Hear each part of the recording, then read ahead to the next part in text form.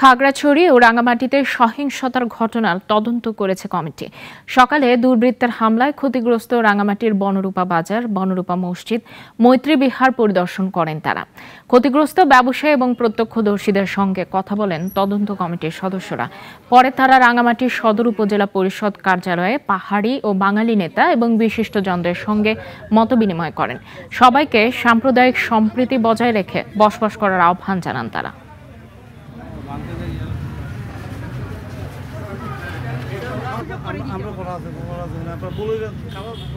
সাম্প্রতিক যে সহিংস ঘটনাগুলো ঘটছে এগুলো আসলে কারণ কি ছিল, এটা উদ্ঘাটন মূল কারণটা কি ছিল এবং এখানে ক্ষয়ক্ষতিগ্রস্ত ব্যক্তি কারা তাদের তালিকাটা প্রণয়ন করা এবং তাদের ক্ষয়ক্ষতির বিষয়টা সরকারকে জানানো এবং সামনের সময়ে যাতে এই ধরনের সহিংস ঘটনা না ঘটে তার জন্য সুপারিশ প্রণয়ন করা।